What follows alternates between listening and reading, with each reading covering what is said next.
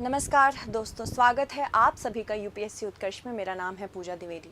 हाल ही में करीबन 9 साल के बाद एक high rank Indian official, Indian minister Pakistan के दौरे पर गया है और ये हमारे honourable minister of external affairs doctor S Jaishankar ही कर सकते थे। इससे पहले सुषमा स्वराज जी गई थी और प्रधानमंत्री मोदी जी 2015 में एक ऑफिशियल अनऑफिशियल विजिट के लिए, कह सकते एक सरप्राइज विजिट के लिए नवाज शरीफ से मिलने गए थे। उसके बाद से ही रिलेशनशिप ऐसे ख़राब होता चला गया कि हमें इस लेवल का, इस हाई लेवल का बायलैटरल मैकेनिज्म देखने को मिला ही नहीं।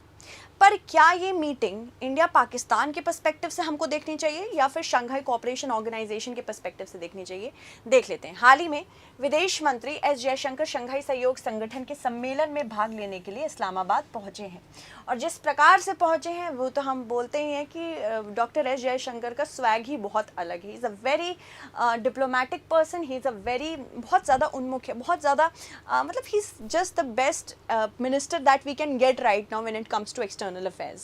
सो he has went to Islamabad and यहीं पे शंघाई कोऑपरेशन ऑर्गेनाइजेशन, जिसका पार्टिसिपेंट भारत और पाकिस्तान दोनों 2017 में फुल टाइम मेंबर बने हैं। और ये कब हुआ था? 2017 में जब हमारी अस्ताना समिट हुई थी तब हुआ था ये। तो अस्ताना समिट के दौरान हमने ये देखा था, ठीक है। यह लगभग एक दशक में किसी भारतीय मंत्री की पहली पाकिस्तानी यात्रा है। एक बयान में ऐसा भी दर्शाया गया कि दक्षिण एशिया के महानिदेशक इलियास महमूद निज़ामी ने इस्लामाबाद के नूर खान एयरबेस पर श्री जयशंकर का गर्मजोशी से वेलकम किया। साथ ही साथ छोटे छोटे बच्चे भी थे और उन्होंने भी डॉक्टर एस जयशंकर का वेलकम किया। देखो, बात यह है ना कि भले ही पाकिस्तान के साथ हमारे संबंध अभी अच्छे नहीं है, पर at the very base of it, Pakistani people and Indian people, we want each other to be happy. This is the मूल thing that we have to understand. क्योंकि है तो हमसे ही इनको कार्व आउट करके बनाया गया था पाकिस्तान को। दूसरी चीज़, प्रॉब्लम वहाँ पे मिलिट्री की, वहाँ पे डेमोक्रेटिक सरकार नहीं है। इस वजह से मिलिट्री कंटिन्यूसली इंडिया को इंस्टिगेट करती रहती ताकि मिलिट्री का रेलेवेंस उनकी नज़र में, पाकिस्तानी नागरिकों की नज़र में बना रहे। But all we mean is the best to Pakistani people, ठीक है। और मेहमानों के स्वागत के लिए लाल कालीन भी बिछाया गया, जो इस कार्यक्रम के महत्व को दर्शाता है कि बहुत इंपॉर्टेंट है। करीब 9 साल में यह पहली बार है जब भारत के विदेश मंत्री पाकिस्तान गए हैं। पाकिस्तान से होने वाले सीमा पर आतंकवाद के मुद्दे पर दोनों पड़ोसियों के बीच संबंध अभी ठंडे पड़े हैं। कई मौक़ों पर स्पष्ट रूप से कहा है कि फिलहाल आतंकवाद और चर्चा दोनों साथ नहीं चल सकती और शंघाई कोऑपरेशन ऑर्गेनाइजेशन मैकेनिज्म के लिए गए हैं। हम वहाँ पे बायलैटरल इनिशिएटिव के लिए नहीं गए हैं। आतंकवाद को राज्य की नीति से के साधन के रूप में इस्तेमाल करने बंद करने चाहिए, ये हमने बार बार पाकिस्तान से कहा है, क्योंकि पाकिस्तानी मिलिट्री जानती है कि वो हमें कभी फुल फ्लेजेड वॉर में नहीं हरा सकती। इसलिए भारत को परेशान करने के लिए उसे कहीं ना कहीं एक आतंकवादी के संगठनों को एक स्ट्रेटेजिक असेट की तरह यूज़ करना ही पड़ेगा। पाकिस्तान का दौरा करने वाली आखिरी भारतीय विदेश मंत्री सुषमा स्वराज थी। वो दिसंबर 2015 में अफगानिस्तान पर एक सम्मेलन में भाग लेने के लिए इस्लामाबाद गई थी। विदेश मंत्रालय ने नई दिल्ली में एक संक्षिप्त बयान में यह भी कहा कि विदेश मंत्री एस जयशंकर बैठक में भारत का प्रतिनिधित्व करेंगे। भारत शंघाई कोऑपरेशन ऑर्गेनाइजेशन प्रारूप में सक्रिय रूप से शामिल है, जिसमें एससीओ ढांचे के भीतर विभिन्न तंत्र और पहल भी शामिल है। जैसे कि मैंने कहा इससे पहले, सुषमा स्वराज जब वो मिनिस्टर ऑफ एक्सटर्नल अफेयर्स थी, God make her soul rest in peace, and she has been one of the best ministers we ever got, one of the best orators. इनकी आप स्पीच सुन लीजिए, पार्लियामेंट्री स्पीच है। If you don't get goose bumps then there is something lacking in you, not her, ठीक है। आगे बढ़ते हैं। अब भारत और पाकिस्तान का ट्रेड रिलेशन अगर देखें तो हमने देखा है कि 2009-10 से लेकर 2018-19 में एक प्रकार से गर्मजोशी तो थी, बट धीरे धीरे ठंडा पड़ता चला गया। इंडिया एक्सपोर्ट जो पाकिस्तान को 2018-19 तक किया था 144.3 बिलियन डॉलर्स का था, बट अभी पाकिस्तान से इंपोर्ट हम बहुत कम मंगाते हैं। ये जो गैप है ना, ये आप हमेशा देखोगे, गैप बढ़ता ही चला जा रहा है।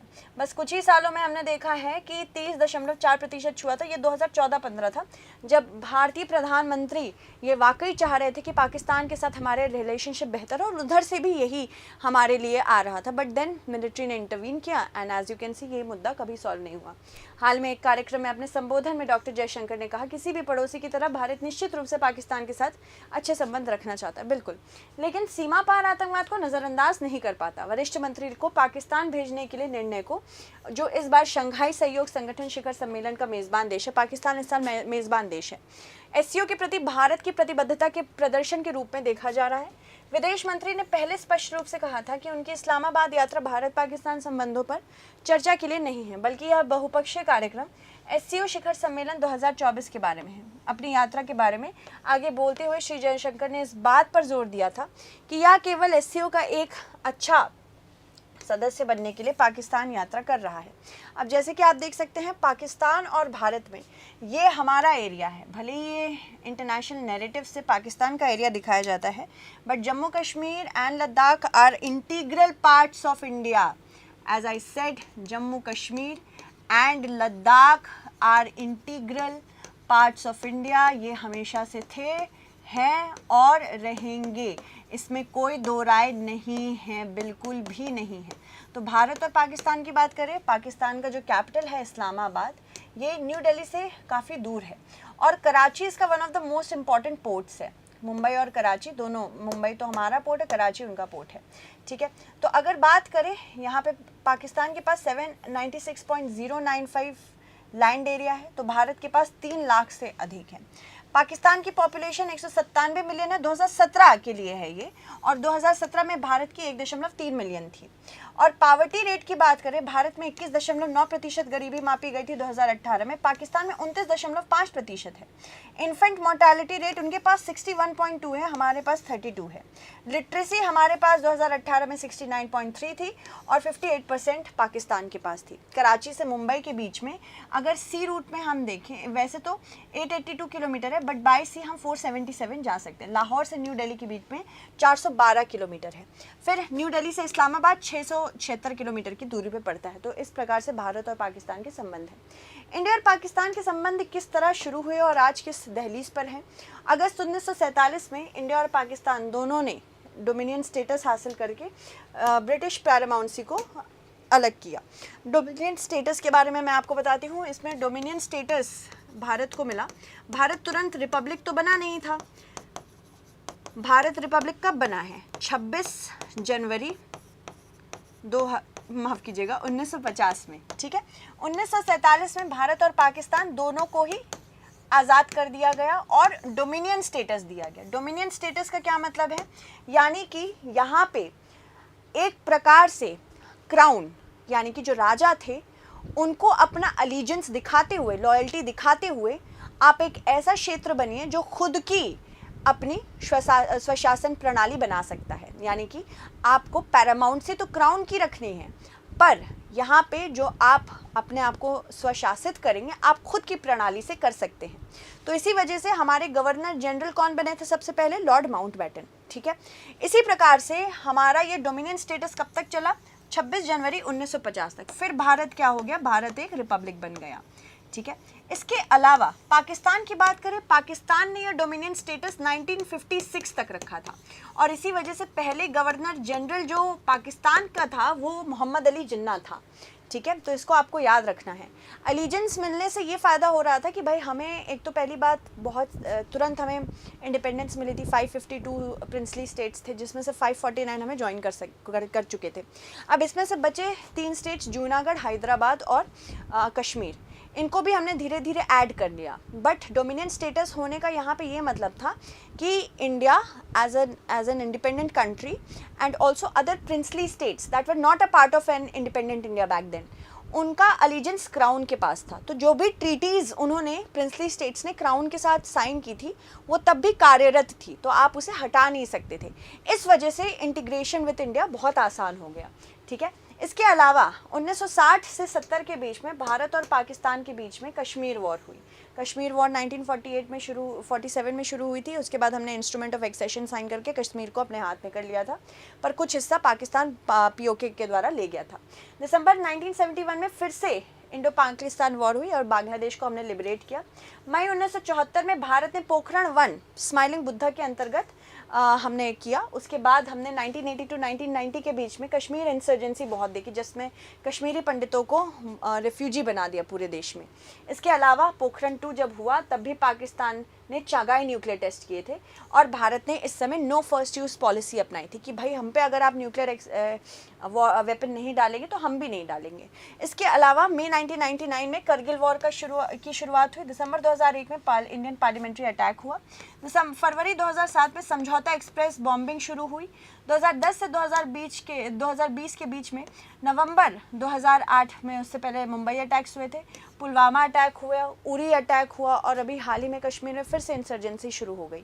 तो ये हमने देखा एक एक करके पाकिस्तान और भारत के जो संबंध हैं 1950 के बाद से ही लगातार खराब होते चले आ रहे हैं। उससे पहले बहुत सारे प्रधानमंत्रियों ने कोशिश की, इवन अटल बिहारी वाजपेयी करगिल वॉर से जस्ट पहले मुशर्रफ से मिल के आए थे, माफ़ कीजिएगा नवाज शरीफ से मिल के आए थे। उसके बाद मुशर्रफ ने क्या किया, मुशर्रफ ने भारत के खिलाफ एक प्रोट्रैक्टेड वॉर छेड़ दी जिसको हम करगिल के नाम से जानते हैं। ठीक है, तो पाकिस्तान के विदेश मंत्रालय के प्रवक्ता हैं, इन्होंने कार्यक्रम के अनुसार प्रधानमंत्री शहबाज शरीफ द्वारा आयोजित रात्रि भोज दौरे पर आए नेताओं और प्रतिनिधि मंडलों के लिए एकमात्र आधिकारिक कार्यक्रम किया है। बैठक के दूसरे दिन की शुरुआत इस्लामाबाद के जिन्ना कन्वेंशन सेंटर में नेताओं की अगवानी के लिए शुरू हुई। उसके बाद पाकिस्तान के उप प्रधानमंत्री इशाक डार और SCO महासचिव झांग मिंग के मीडिया में बयान देने से पहले विभिन्न दस्तावेजों पर हस्ताक्षर होंगे। उसके बाद SCO के अन्य सदस्य देशों के प्रतिनिधित्व जितने भी देश कर रहे हैं, चीन, रूस, Belarus, Kazakhstan, Kyrgyzstan, Tajikistan, Uzbekistan के प्रधानमंत्रियों के साथ साथ ईरान के प्रथम राष्ट्रपति भी करेंगे, उपराष्ट्रपति भी करेंगे। अभी आपको ये चीज़ ध्यान रखनी है कि बुलाया तो वैसे प्रधानमंत्री मोदी जी को गया था, but of course security concerns थे हमारे, है तो ये हेड ऑफ स्टेट समिट, यानी कि जो उच्चतम स्तर के स्टेट लेवल के उच्चतम स्तर के प्रतिनिधि करने वाले नेता होते हैं, जो हमारे लिए प्राइम मिनिस्टर है, उनको भेजना था, बट वो नहीं गए। मंगोलिया के प्रधानमंत्री पर्यवेक्षक राज्य, मंगोलिया एक ऑब्जर्वर स्टेट है अफगानिस्तान जैसा ही, तो वो भी और मंत्री परिषद के उपाध्यक्ष तथा तुर्कमेनिस्तान के विदेश मंत्री भी बैठक में भाग लेंगे। तो ये आपको ध्यान रखना है। SCO में इस बार विशेष अतिथि किसको बनाया गया, तुर्कमेनिस्तान को बनाया गया। श्री जयशंकर के इस्लामाबाद में लगभग 24 घंटे तक रहने की संभावना है, एक दिन। शिखर सम्मेलन के दौरान भारत पाकिस्तान के बीच कोई द्विपक्षीय बैठक निर्धारित या अपेक्षित नहीं है, हम वहाँ पे बायलैटरल टॉक्स नहीं करने गए हैं। इस प्रकार से SCO के देश में रहती है 40% आबादी पूरी दुनिया की। भारत, चीन, रूस, Pakistan, Kazakhstan, Tajikistan, Uzbekistan, Kyrgyzstan को मिला के शंघाई कोऑपरेशन ऑर्गेनाइजेशन की मूल शुरुआत 1996 में हुई थी, शंघाई 5 के नाम से। असल में 1991 में जब USSR का डिसइंटीग्रेशन हुआ था तो 15 नई कंट्रीज़ निकली थी, जिनमें से बहुत सारी कंट्रीज़ थी जो चीन के साथ अपनी सीमा साझा कर रही थी। बहुत सारे राष्ट्र थे जो चीन के साथ अपनी सीमा साझा कर रहे थे और वो चाहते थे कि हम अपने सारे बॉर्डर डिस्प्यूट चीन के साथ सुलझाएं आराम से। तो इसी वजह से शंघाई 5 शुरू हुआ था। इसमें चीन, रूस, कजाकिस्तान, किर्गिस्तान और तजिकिस्तान था। उसके बाद उज़्बेकिस्तान के साथ मिलकर 15 जून को ही शंघाई कोऑपरेशन ऑर्गेनाइजेशन बने। ईरान 2023 में मेंबर बना, उससे पहले भारत और पाकिस्तान अस्ताना समिट में मेंबर्स 2017 में बन चुके थे। इसके बाद बेलारूस जो है वो हमारा नवीनतम SCO का नवीनतम मेंबर है। इसके अलावा बहुत सारे देश है जैसे कि मंगोलिया, अफगानिस्तान, ये भी चाह रहे हैं इसमें शामिल होने के लिए। जनसंख्या 40% है, वैश्विक सकल घरेलू उत्पाद 20% है, विश्व के भूभाग का 22% कवरेज है। SCO में एशियाई देशों के बीच क्षेत्रीय एकीकरण प्राप्त करने और सीमाओं के पार स्थिरता को बढ़ावा देने के लिए उत्प्रेरक के रूप में कार्य करने की क्षमता रखता है। SCO के प्रयास पूरे क्षेत्र में बेहतर कनेक्टिविटी को बढ़ावा देते हैं। आतंकवाद, अलगाववाद, उग्रवाद के प्रमुख खतरों से SCO बचाना चाहता है। इसके लिए एक रीजनल एंटी टेररिस्ट स्ट्रक्चर भी शुरू किया है। खुफिया जानकारी की साझेदारी जैसे 5 आइज अलायंस करती है और संयुक्त अभ्यासों एवं अभियानों के आयोजन और कार्यवाही के समन्वय के लिए एक मंच प्रदान करती है। SCO के सदस्य के रूप में भारत के पास मध्य एशिया और उससे आगे क्षेत्रीय स्थिरता की सुरक्षा बनाए रखने में योगदान और सहायता की उम्मीद है। SCO ने कनेक्टिविटी और बुनियादी ढांचे के विकास पर जोर दिया है, पर हालांकि इसमें बेल्ट एंड रोड इनिशिएटिव ज़्यादा आगे चीन निकालना चाह रहा है, इस वजह से भारत इसमें पार्टिसिपेट बहुत नहीं कर पाता है। SCO भारत को सदस्य देशों के साथ आर्थिक सहयोग बढ़ाने में मदद देगा। साथ ही साथ आतंकवाद के लिए रीजनल एंटी टेररिस्ट स्ट्रक्चर जो हमने शुरू किया है उसमें हम पाकिस्तान के साथ वार्तालाप कर सकते हैं। SCO भारत को बहुपक्षीय कूटनीति में संलग्न होने तथा सदस्य देशों के साथ अपने संबंधों को गहरा करने के लिए मंच भी प्रदान करता है।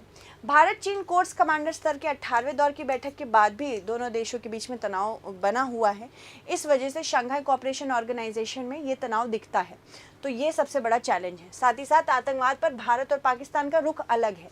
क्योंकि हम जानते हैं कि पाकिस्तान किस प्रकार से अपने खुद के स्ट्रैटेजिक असेट्स को अब कंट्रोल नहीं कर पाता, और पाकिस्तान कहता है हम कोई भी आतंकवाद, किसी भी आतंकवाद को बढ़ावा नहीं देते हैं। अन्य क्षेत्र जैसे कि किर्गिस्तान और तजिकिस्तान के बीच में काफ़ी सीमा संबंधी मुद्दे हैं। तालिबान भी पाकिस्तान के साथ समन्वय नहीं रखता है और वो पर्यवेक्षक है। इसके अलावा संगठन के भीतर एक अंतर्निहित शक्ति असंतुलन है, जिसमें रूस और चीन एक दूसरे के साथ शक्ति साझाकरण करने के लिए जद्दोजहद कर रहे हैं। इसके अलावा एकता और स्वायत्तता बनाए रखते हुए इन बाहरी प्रभावों को संतुलित करना संगठन के लिए बहुत बड़ी चुनौती है। इससे विभिन्न मुद्दों पर सहमति बननी मुश्किल है। आतंकवाद, अलगाववाद, उग्रवाद के प्रति संवेदनशील मुद्दों पर एक कोई हमारे पास डेफिनेशन भी नहीं है। अब चलिए इससे संबंधित एक प्रश्न देख लेते हैं। निम्न कथनों पर विचार करना है। शंघाई सहयोग संगठन मूल 1996 में गठित शंघाई 5 में निहित है। शंघाई 5 में चीन, रूस, कजाकिस्तान, किर्गिस्तान और तजिकिस्तान शामिल थे। तो आपको बताना होगा इनमें से कौन सा कथन सत्य है। इससे आपका एक मेंस रिलेटेड क्वेश्चन भी आ सकता है कि शंघाई कोऑपरेशन ऑर्गेनाइजेशन के पास क्या क्या चैलेंजेस है और भारत उन चैलेंजेस को दूर करने के लिए क्या क्या अपने स्तर से कर सकता है। तो ऐसे क्वेश्चंस भी आप प्रैक्टिस करते रहें। बहुत बहुत धन्यवाद।